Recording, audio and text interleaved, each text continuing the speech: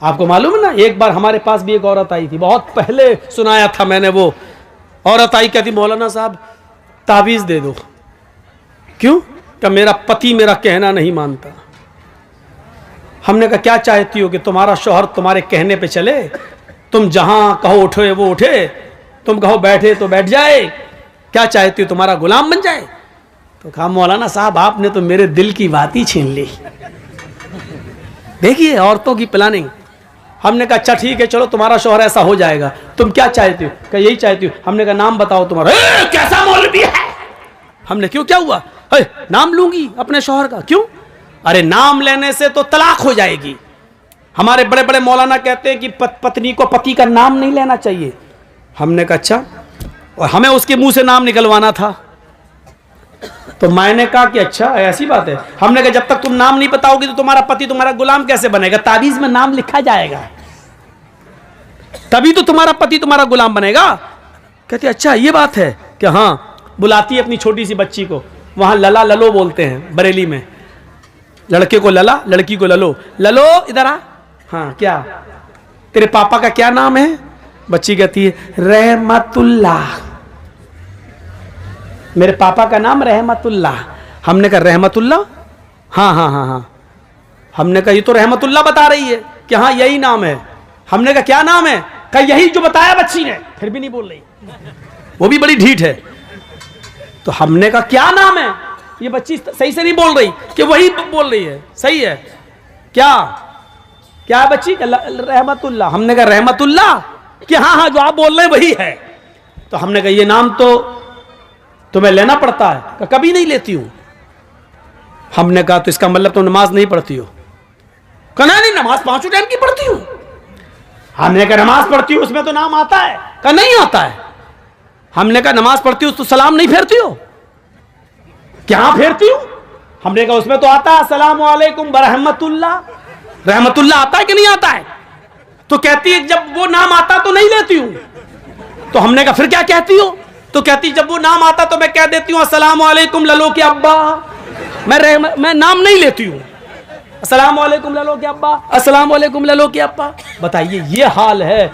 अल्लाह की कसम उस औरत ने ये जुमले कहे हैं, मुझसे कहे कि मैं नाम नहीं लेती हूं। हमारे मौलवियों ने कहा कि नाम लेंगे तो तलाक हो जाएगी।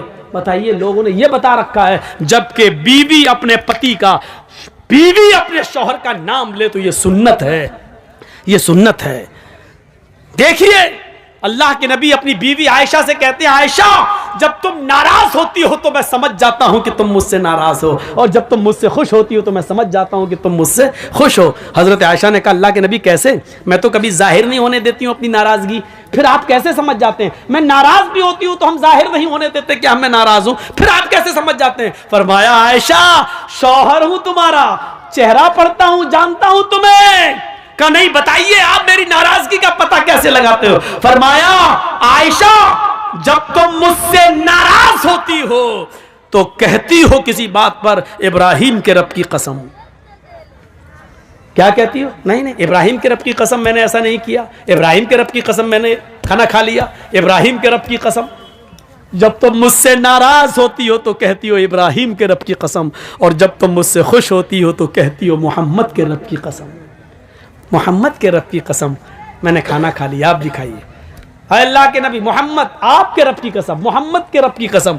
आयशा जब तुम मेरा नाम लेती हो तो मैं समझ जाता हूं कि तुम मुझसे खुश हो। आयशा की उम्र कितनी है? 9 साल। और अल्लाह के नबी की उम्र कितनी है? 54 साल। लेकिन मियाँ और बीवी के दरमियान इतनी लंबी उम्र का फासला होने के बावजूद आयशा क्या कह रही हैं? मोहम्मद के रब की कसम। और अल्लाह के नबी क्या कह रहे हैं? नाम लो। क्या कह रहे हैं? नाम नहीं लेना चाहिए हैं? मैं पति हूं। क्या कह रहे हैं? जब तुम मुझसे खुश होती हो तो मैं समझ जाता हूं कि खुश हो, क्योंकि तुम कहती हो मोहम्मद के रब की कसम। यानी बीवी जब अपने पति का नाम ले तो ये मोहब्बत की अलामत है, मोहब्बत की अलामत है। मैं तो कहता हूं कि नाम लेना चाहिए, हर औरत को नाम लेना चाहिए। कुछ जाहिल औरतें क्या कहती हैं? बच्चे का नाम है फरीद तो अपने पति को बुलाएंगी, आदमी का नाम है सलीम तो ये सलीम नहीं, ए फरीद के पापा सुनो। और जब तक फरीद नहीं था तब तक क्या कहती थी? शादी तो तेरी सलीम से हुई है ना, फरीद तो 1 साल के बाद आया है ना। 1 साल तक वो क्या था? ए जी, ओ जी, बस। कहां तुमने अपने आप को बना लिया, ए जी सुनो, अजी सुनो। और जब बच्चा पैदा हो गया, ए फरीद के पापा, ए नसीम के पापा। ये अजीब सिस्टम है, नाम लो डंके की चोट पर। तो मेरे भाइयों, हजरत फातिमा ने भी क्या कहा था, आए अली, जब मेरा इंतकाल हो जाए तो मुझे रात की तारीकी में इशा के बाद मुझे कब्रिस्तान ले जाना दफनाने के लिए, दिन के उजाले में नहीं। फातिमा ने नाम लिया, अली जब मेरा इंतकाल हो जाए तो दिन के उजाले में मुझे दफन मत करना, कब्रिस्तान मुझे इशा के बाद ले जाना। फरमाया, फातिमा ऐसा क्यों कह रही हो? अगर तुम्हारा इंतकाल फजर के बाद हो जाए तो क्या मैं इशा के बाद ले जाऊं? तुम्हारे नबी ने, तुम्हारे अब्बू ने तो कहा मैयत को जल्दी कब्रिस्तान ले जाओ। कहा सब कुछ ठीक है, लेकिन मुझे रात में कब्र में ले जाना, रात में दफनाना। कहा क्यों? कहा अली, मैं नहीं चाहती हूं कि मेरे मुर्दा जिस्म पर पड़े हुए कफन पर भी किसी गैर मर्द की नजर पड़े। मेरे मुर्दा जिस्म पर पड़े हुए कफन पर भी किसी गैर मर्द की नजर पड़े। यह था पर्दा। यहां तो एक कुतिया के पीछे 10-10 कुत्ते लगे।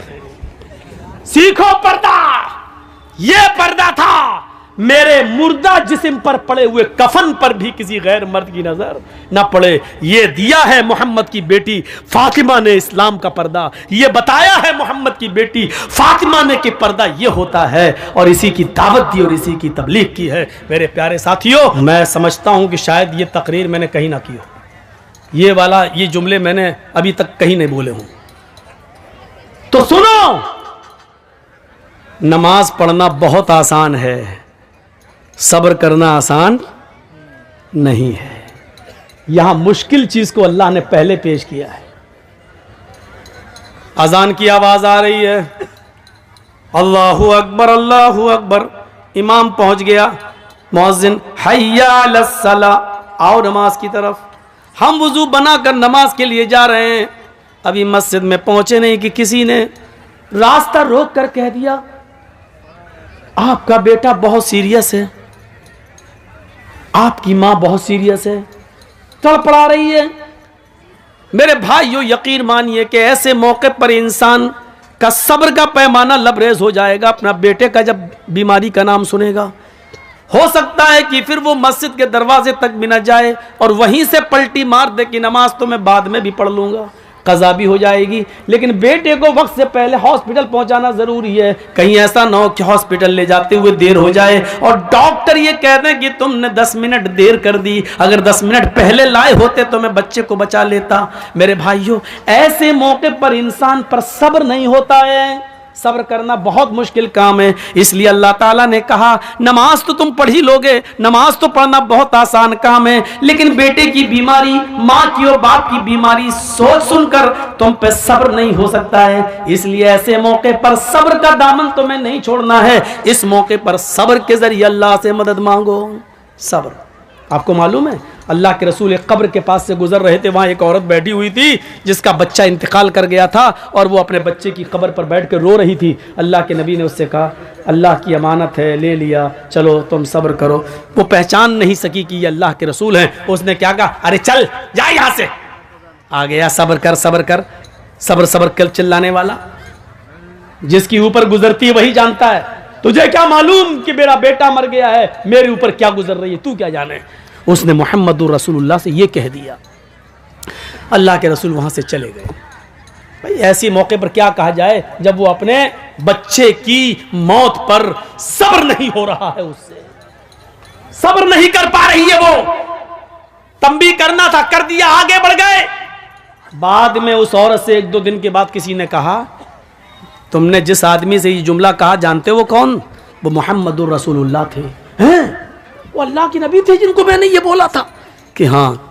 3-4 दिन के बाद वो अल्लाह के रसूल के पास आई और कहती है, मुझे माफ़ कर दीजिए अल्लाह के नबी, मैं आपको पहचान नहीं सकी। अब सुनिए यहाँ अल्लाह के नबी क्या कहते हैं, आए अल्लाह के रसूल, मैं आपको पहचान नहीं सकी, मुझे माफ़ कर दीजिए। आपने मुझे उस दिन सब्र की तलकीन की थी, मैं सब्र कर रही हूँ। अल्लाह के रसूल, मुझे सब्र आ गया, मैंने सब्र कर लिया, आप मुझे माफ़ कर दीजिए। मैंने आपसे कहा चल चल, तू क्या जाने, जिसके ऊपर गुजरती वो जानता, मुझे सब्र आ गया। तो अल्लाह के नबी ने मुस्कुराते हुए क्या कहा, नहीं, 4